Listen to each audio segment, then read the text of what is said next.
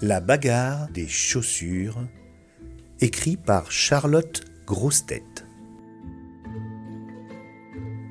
C'est la bagarre dans le placard à chaussures d'Arthur. Noël a lieu d'ici tant de jours.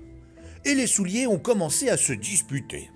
Qui aura l'honneur d'être mis sous le sapin pour recevoir les cadeaux d'Arthur ? Bah moi, bien sûr.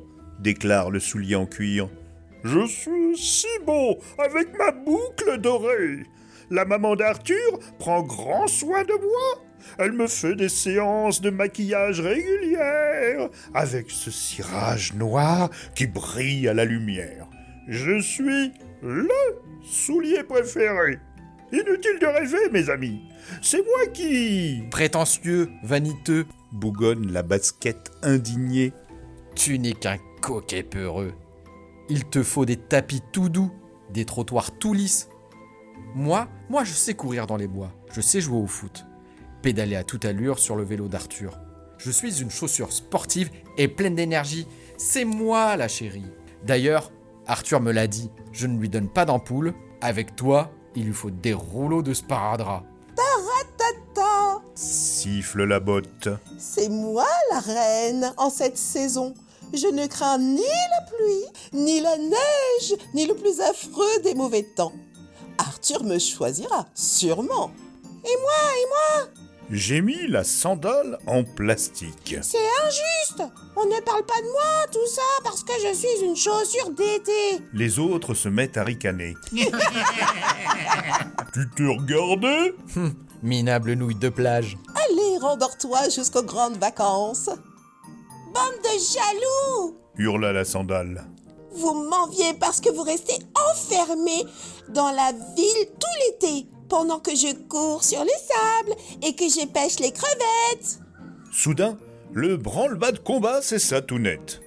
Les chaussures deviennent muettes. Arthur et sa maman viennent d'ouvrir le placard.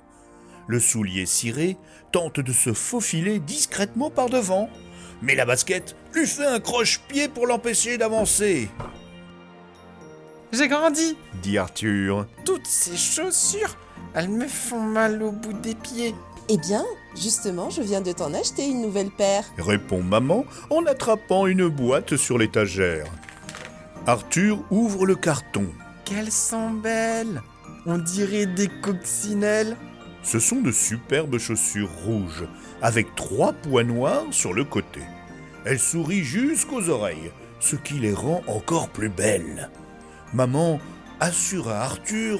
Elles sont confortables, comme les baskets. Imperméables, comme les bottes, et assez élégantes pour remplacer tes souliers.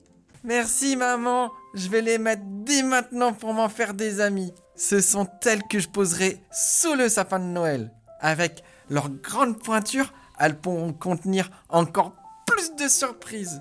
Les chaussures abandonnées sont toutes tristes. Arthur les console. Ne vous inquiétez pas mes amis, je ne vous oublie pas. L'an prochain, vous serez les chaussures de mon frère Petit Pierre quand il aura grandi.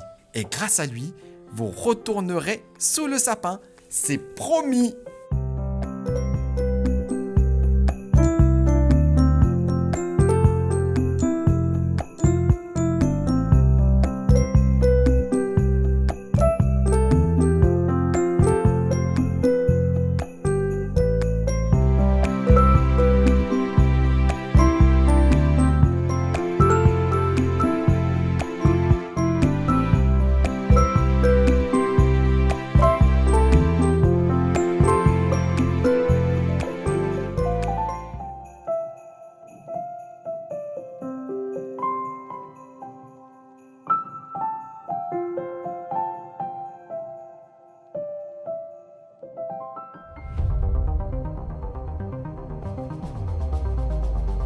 Le super-héros des enfants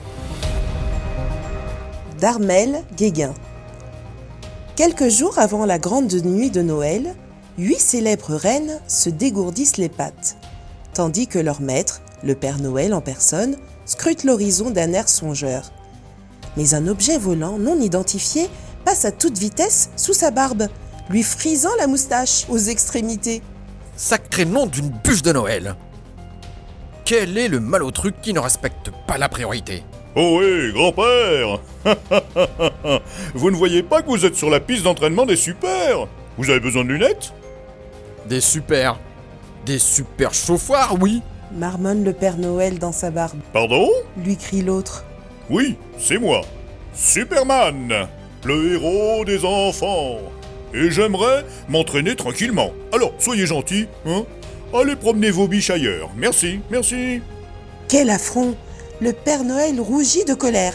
Ses oreilles s'échauffent drôlement et ses yeux lui sortent de la tête, comme la fois où il avait avalé son bretzel de travers. Super vantard. Je parie que mes rennes vont plus vite à tirer mon traîneau que toi à traîner ton petit derrière. Rit Superman un peu surpris. Grand-père a encore le sens de l'humour. Eh bien, j'accepte le défi. Ça m'entraînera. Essayez donc de me rattraper. Et ni une ni deux, Superman plonge dans la ville à la vitesse de la lumière. Seul au milieu des nuages, le Père Noël se sent beaucoup moins audacieux. Pourquoi ne pas rentrer sagement, se faire un bon chocolat? Mais que se passe-t-il? Le traîneau bouge dans tous les sens. Les rennes s'impatientent. Ils ont l'air plutôt vexés, Bon, d'accord. dit le Père Noël. À la poursuite de super énervant. Yahoo! Et les rennes partent au triple galop. Pendant ce temps, Superman vogue au-dessus des cheminées. Quand tout à coup, des enfants crient de leurs fenêtres. Ah mais c'est Superman! Oui, mes petits. Mais je n'ai pas le temps pour les autographes aujourd'hui. Je suis poursuivi par un vieux fou. Mais les enfants ne l'écoutent plus. Ils sont fascinés par un traîneau qui file à toute allure. Regardez, c'est le Père Noël! Et ils crient de plus belle. Vas-y, Père Noël, t'es le plus fort! Le Père Noël n'en revient pas. Le sourire jusqu'aux oreilles, il n'est pas peu fier. Quant à Superman, il se rend enfin compte à qui il a affaire. Mais pas le temps de réfléchir. 8 rennes foncent droit sur lui. Il veut s'enfuir, mais il est stoppé net dans son élan. Le premier renne vient d'attraper le bout de sa cape avec les dents. Youpi, Père Noël! Tu as réussi! Et c'est ainsi que Superman apprit qu'un vieux fou avait aussi sa place au royaume des super et devint même son ami. Car comme héros des enfants, le Père Noël est sans aucun doute le plus grand.